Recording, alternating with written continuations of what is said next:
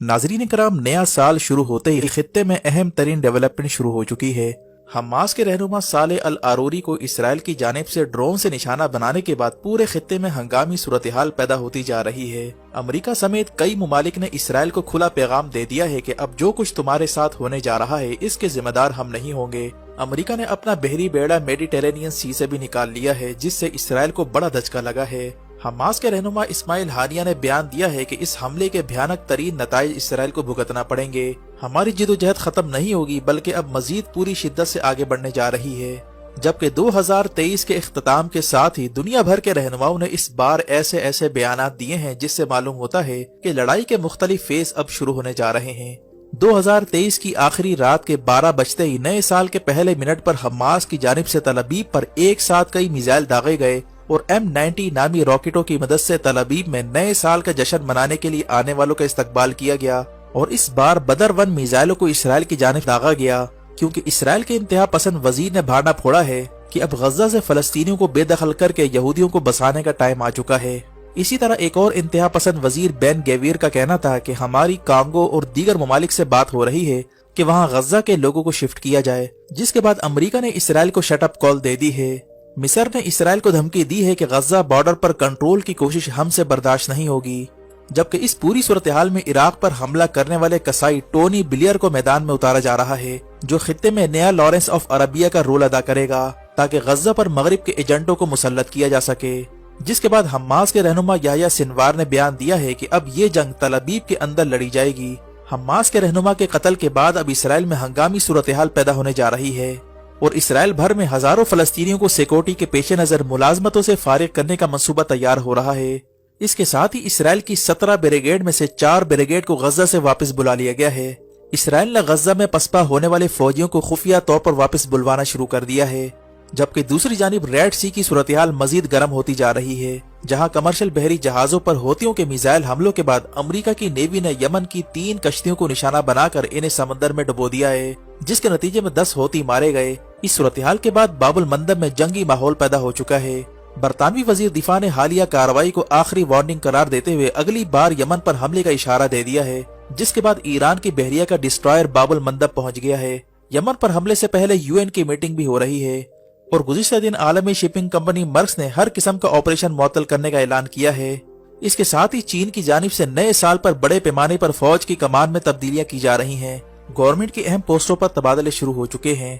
कहा जा रहा है कि चीनी सदर शी जिनपिंग ने किसी बड़ी मुहिम से पहले अहम फौजी और हुकूमती ओहदों पर तब्दीलियां करके जंगी मंसूबाबंदी का आगाज कर दिया है और फौज के अहम ओहदों पर 9 अफसरान को फारिग करके नए अफसरान को तैनात किया गया है। जबकि शुमाली कोरिया के सरबराह किम जोंग उन ने नए साल के आगाज पर तबले जंग बजा दिया है, जिसने अपने टॉप मिलिट्री कमांडर्स को कहा है कि अगर शुमाली कोरिया के खिलाफ साजिश की गई तो फौरी तौर पर किसी भी कार्रवाई का मौका दिए बगैर साउथ कोरिया और अमेरिका को तहस नहस कर दिया जाए। शुमाली कोरिया के सरबराह ने टॉप मिलिट्री अफसरान को अमेरिका और इसके इत्तेहादियों के खिलाफ न्यूक्लियर हमले का मंसूबा तैयार करने की हिदायत की है। न्यू ईयर पर नॉर्थ कोरिया ने बयान दिया है कि अमेरिका की वजह से बड़ी जंग छिड़ सकती है। इस दौरान अमेरिका फिलिपाइन में अपने फौजियों की तादाद बढ़ाने जा रहा है। चीन के साथ महाज आराई का इम्कान पैदा होता जा रहा है और चीनी सदर शी जिनपिंग ने नए साल पर बयान दिया है कि ताइवान को हम चीन का हिस्सा बनाकर रहेंगे, चाहे कोई भी कीमत हमें चुकाना पड़े। शुमाली कोरिया और चीन ने 2024 को चीन कोरिया दोस्ती का साल करार दिया है। इसी तरह रूस ने नए साल के आगाज पर यूक्रेन पर 90 ड्रोन हमले किए हैं। रेड सी में जंगी माहौल पैदा होते ही पैसिफिक ओशन और ब्लैक सी में जंगी तैयारियां तेज होती जा रही हैं। नाज़रीन कराम, इसराइल की जानिब से हमास के डिप्टी लीडर साले अल आरूरी को बैरूत के एक अपार्टमेंट पर ड्रोन हमला करके निशाना बनाया गया, जिसके बाद पूरे खित्ते में हंगामी सूरत हाल पैदा हो रही है। जिसके बाद तुर्की ने अपनी सरजमीन पर इसराइली एजेंटों के खिलाफ खुफिया ऑपरेशन शुरू कर दिया है, जिसके नतीजे में 34 अफराद को इसराइली एजेंसी मूसाद के लिए काम करने के शुबे में गिरफ्तार किया गया है। तुर्की और कतर ने अपनी खुफिया एजेंसियों को हाई अलर्ट कर दिया है, क्योंकि लबनान के बाद कतर और तुर्की वो ममालिक हैं जहां हमास की लीडरशिप मौजूद है।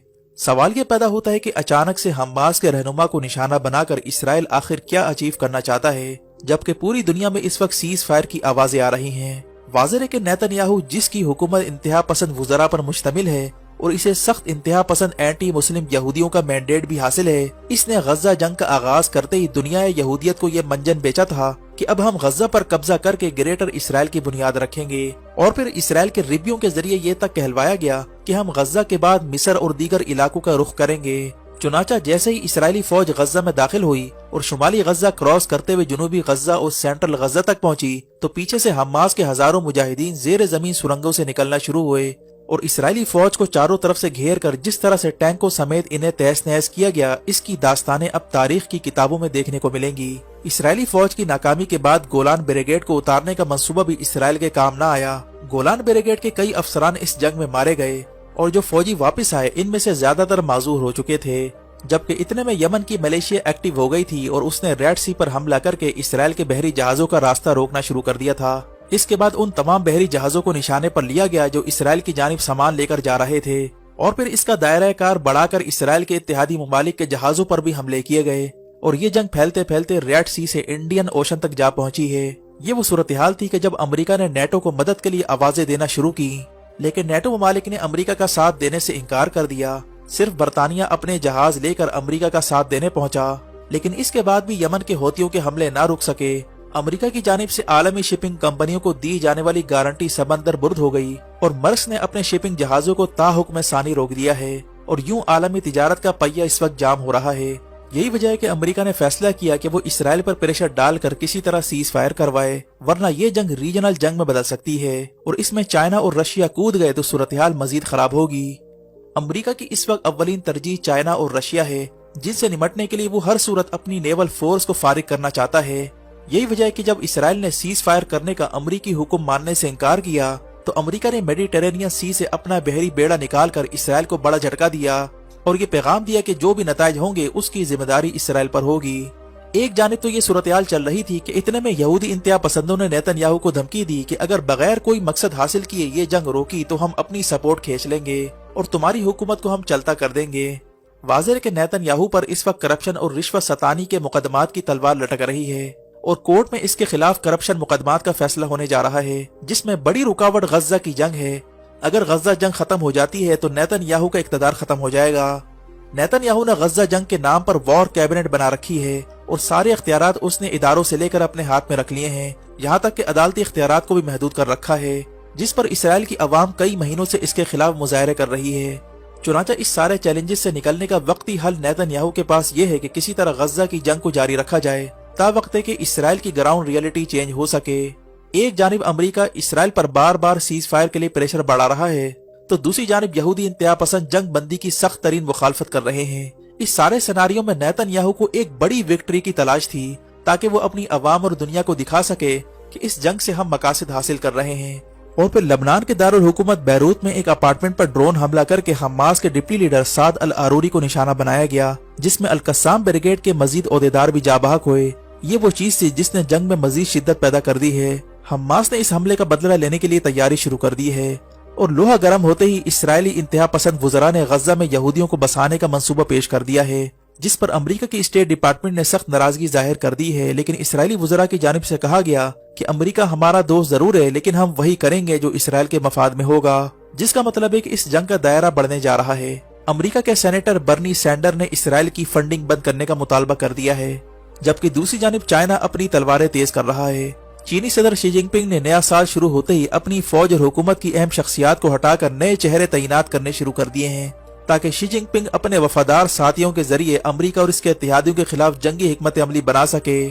اور ساتھ ساتھ شمالی کوریا کے سربراہ نے نئے سال کے آغاز پر اپنے ٹاپ ملٹری کمانڈرز کی میٹنگ بلائی ہے، جس میں انہیں حکم دیا گیا کہ اگر امریکہ کوئی سازش کرتا ہے تو ساؤتھ کوریا اور امریکہ دونوں پر فوری حملہ کر دیا جائے۔ کم جونگ ان کا کہنا تھا کہ اگر کوئی بڑی جنگ ہوتی ہے تو اس کا ذمہ دار امریکہ ہوگا۔ اس دوران فلپین میں امریکہ نے اپنی فوجی موجودگی بڑھانا شروع کر دی ہے، جس کا مطلب ہے کہ غزہ جنگ کے بعد اب مختلف فرنٹس کھلنے جا رہے ہیں۔ ماہرین کا کہنا ہے کہ غزہ جنگ کو اگر نہ روکا گیا تو اس کی بھاری قیمت سب کو چکانا پڑے گی، اور اس کے آثار اب نظر آنا شروع ہو گئے ہیں۔